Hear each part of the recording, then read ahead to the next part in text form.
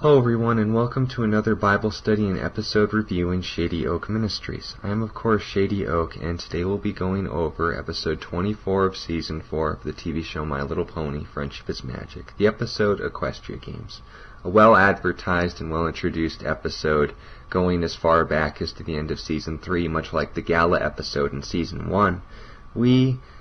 Or some of the fan base, mostly to say, was a little disappointed to find themselves having a short-term spike episode being the thing that we were all set up for, but there is no more important lesson that we could possibly learn about relationships, not only with one another, but with a saving relationship and a love-based relationship with Jesus Christ than the one that was demonstrated here in Spike's special episode. And noting that not only is humility an important factor to consider in a relationship with God, not only for His sake, but for ours, I want to introduce 3 main verses that I feel were not only the things that God spoke through the writers in setting up this episode, but in setting its key foundation as the most important thing we could possibly remember, that what's usually the classic breakup line, "It's not you, it's me," is actually the active and personal reason why our relationship with Jesus works at all. If you could first turn to the book of Philippians chapter 2 and verse 13, Paul the Apostle is addressing not only the mental but motivational aspect of our relationship with God in the good things that we do for Him, not calling them lesser or greater or comparing them to the deeds of someone as to who or whatever, but saying that the good things that we do ultimately come from the source of everything good, and that is God. In saying this, "For it is God who works in you, both to will and to do for His good pleasure." And that's sometimes the thing that we need to remember the most, is that we were created for God's good pleasure. And just like you would see no other creature, no other creation more happier than doing the very thing with which it was made for, much like this microphone in recording this message, much like the internet in projecting it, and doing the very thing that it was commanded and told to do. It is not a slave oppressed by a tyrannical and controlling dictator. It is relishing and celebrating and giving it the capability of not only enjoying the very thing with which it was created for, but actively and consistently doing it by plugging it into its source. You can tell if an iPod or an iPhone has been separated from its source a little too long with the low battery sign. And Paul's point in this is saying that if you not only want the desire to do good, let alone the capability, you're going to want to have a direct connection to the source at all times. And in also noting this, if with God I can do good things and desire them, then what about apart from God? Well, no better example than Paul the Apostle admits a weakness to his sinful nature in Romans chapter 7 and verse 18, saying this, "For I know that in me, that is in my flesh, nothing good dwells. For to will is present with me, but how to perform what is good I do not find." Paul the Apostle was honest enough to admit that he was a sinner. And this is Paul the Apostle, a guy who wrote over half of the New Testament. And also noting that he was used in extremely powerful ways by God, and in no ways uncertain that we're going to see him in heaven, you can note by his example in the entire chapter of Romans chapter 7 of him admitting his constant and ongoing struggle with covetousness. That, as John said in his epistle, God's will for your life is that you do not sin. But knowing us, He provided an advocate so that when we fall, we can get back up. But in the same logic, Paul said, do not use that as an opportunity for sin, because the best way to enjoy life with Him is to be free from sin. Well, how do we do that if all I want to do is what's bad, if everything that's in me is evil, and if I am apart from God, I am essentially fallen, that even if, as Paul said, I want to do what is good, but don't find the capability of doing it, that even the good things that I want to do, I don't execute as flawlessly as they did in my head. What is really going to be the essentials of living a Christian life, and what is the mistake that we make so often in walking with that relationship with Jesus if we're constantly feeling the desire to stand up before a crowd, and we have these desires and urges, but then end up standing up to sing an anthem that we don't even know the words to, that we're trying to throw on a rock concert when God just wants you to sing the introduction ceremony and has something much better for you in a surprise that He'll clue you in later on when the moment comes. You'll know when the test starts, to quote the scientist and observant and humorous commentator from Portal 2, Cave Johnson.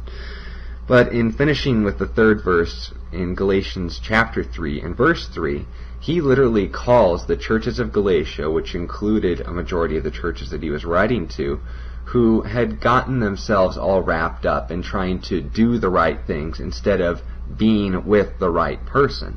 And instead of focusing on what Jesus had done, they say, oh, well, that's just a bonus. It's the way to get perks in prison based off of good behavior instead of the get-out-of-jail-free card that it was. And he just literally calls them out on it and calling them idiots. He said, are you so foolish? Having begun in the Spirit, are you now being made perfect by the flesh? And in making this kind of a statement of sarcasm, Paul was basically just calling their logic out on the table. He's saying, Plan B didn't work. You tried to do the right things, you tried to keep the 10 Commandments and the other 300 or so laws that followed, and noting that they weren't wrong, you were wrong. That's what they're there to prove. But that when Plan A failed and Plan B worked, where instead of walking by the flesh, walking by just white-knuckling against sin, and you failed, but walking in the Spirit and being forgiven by Jesus and just thanking Him for it and living in that reality actually worked, why do you then try to solidify your relationship with Jesus by going back to Plan A when it never worked in the first place? And in noting that this is just as much in line with the common saying, the people who win the most street fights aren't the ones who go looking for them. Nothing cripples you more than a cocky attitude. And in going in today's episode, we can see some definite parallels. And noting that when Spike had actually been given the title of the great, magnificent, glorious, all of these very praising terms, that Spike didn't really feel he necessarily deserved, but was, for all intents and purposes, available for Twilight when she needed him, she had made very special attention and care to let Spike know, no, do not lift a claw to help me, Princess Celestia's orders. But when it came down to it, when the fate of the Empire was at stake, he did what he needed to do. And even though Twilight did everything else up until this point, it was in the assist, that last little extra effort that Spike gave in helping the Crystal Empire be saved, he's the one who received the glory. And no, Twilight didn't want it for herself. She enjoyed seeing Spike celebrated and given recognition for the good things that he did. But he was just simply doing what he needed to do. He wasn't bragging around about it. I mean, granted, once the autograph started coming in, it went to his head, but it wasn't that his actions led him to that position. It was just him simply being available and him doing what he needed to do. He didn't think anything more of it. But it was when he made himself available to perform these amazing feats, such as setting on a fire in his mind, when in reality it was Twilight doing that for him, or when he wanted to be able to sing the anthem of Cloudsdale even though he didn't know the words. He just wanted an opportunity to quote-unquote redeem himself and give himself some extra boost of pride. He ended up becoming a fool. And let's assess the results here. When he simply was available, the Crystal Empire was saved. When he made himself available, when he took the initiative, when he jumped the shark and essentially said, well, I'm the one who can come up with the next ideas. Thank you, God, for the suggestions, but I've been cooking up a few plans of my own because I know what the heck I'm talking about. And well, the only one cheering in that crowd after that performance was Pinkie Pie, and that's probably because she didn't really know what was supposed to be going on. But when was it that Spike actually was able to come through and perform when he needed to? It was just that, when he needed to be. When an accident occurred and his fire was needed, not just requested. when he was doing the things that he was called to do, not necessarily limited to the things that he wanted to do.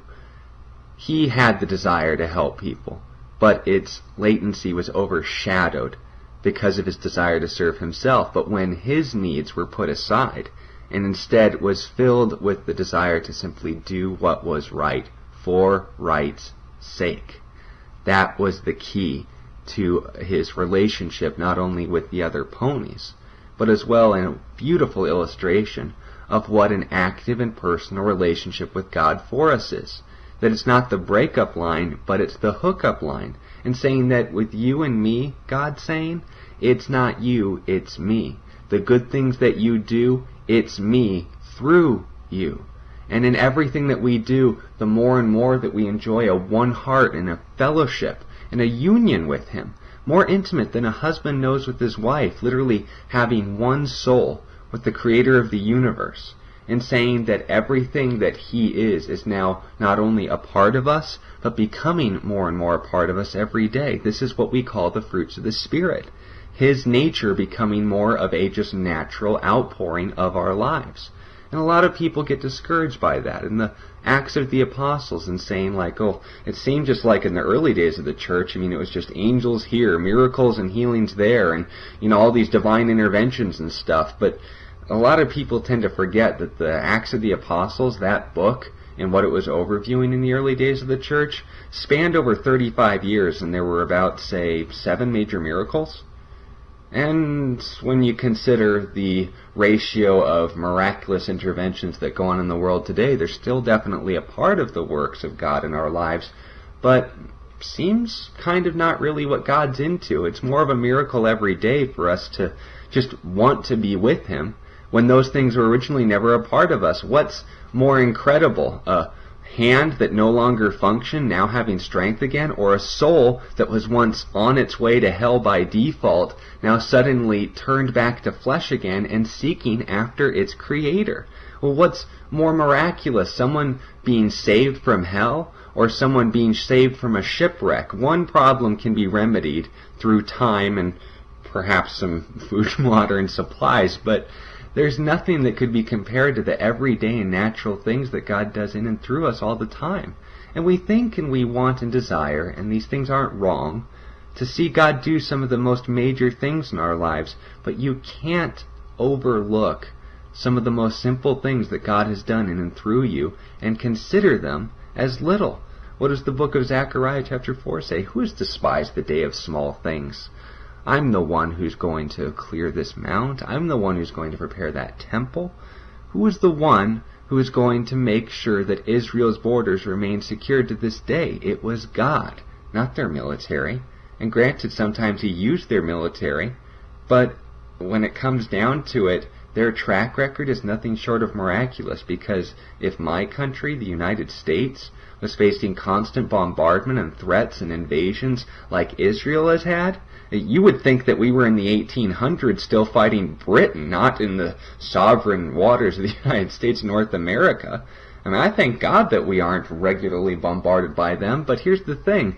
I would rest a lot more comfortably in Israel than I would in this country, because I know who watches my borders at night.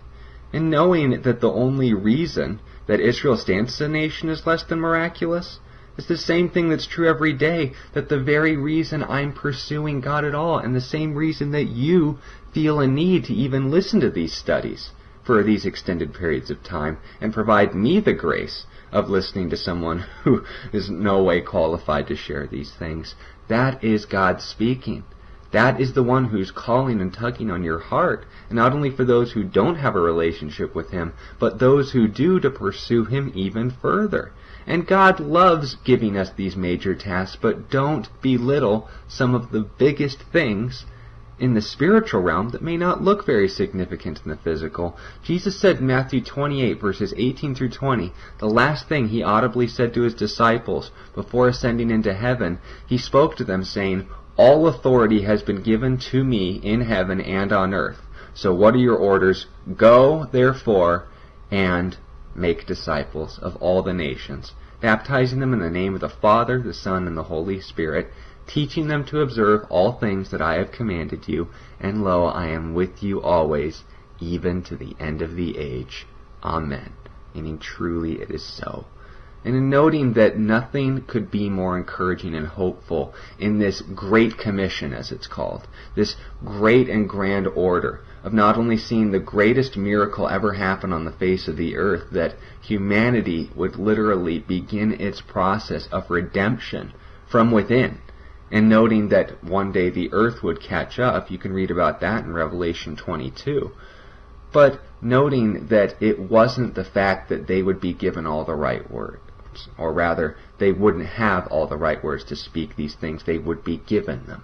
Because in the next sequence of events concerning the actions of Jesus through the church was in Acts chapter 1 and verse 8, where Jesus said, "You shall receive power when the Holy Spirit has come upon you, and you shall be witnesses to me in all of Judea," where they were immediately, Samaria, the next country over, and to the end of the earth.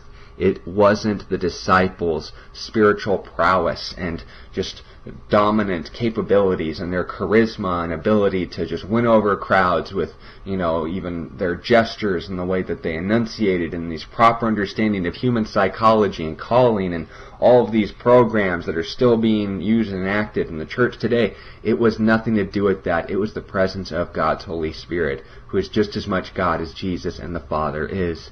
And you need to know that the only reason this ministry functions is because the Holy Spirit is still in it.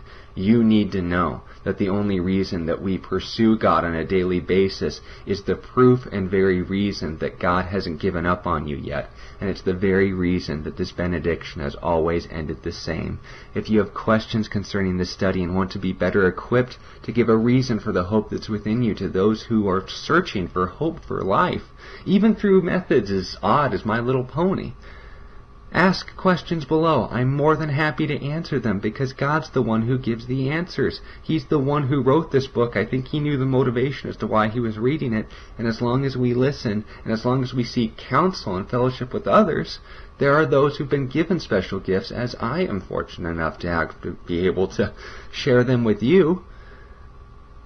And as well, if you want to encourage the ministry, leave a like and subscribe. It's a great encouragement. But this is the commission. This is the ministry. This is the work that God can do through you today, is that calling, that desire, and that somewhat insignificant but natural inclination and desire that you know someone who needs to hear this message or any of these studies. I encourage you, be available just like Spike was, and move through the Spirit, not through the flesh. Because Spike wanted to do the right thing, but always ended up seeing that it sounded better in his head. But on the other hand, it seems the things that we perform the most naturally are in fact the most supernatural. If you know someone who needs to hear this message, be a part of this ministry and this great work that God is doing, and share this study with anyone you feel not only needs to hear it, but even would be blessed by it, because you cannot underestimate in these dark and lonely days just how much a little encouragement knows, and needing that God hasn't given up on them either. And you can remember that too. Thank you for your time, and God bless you.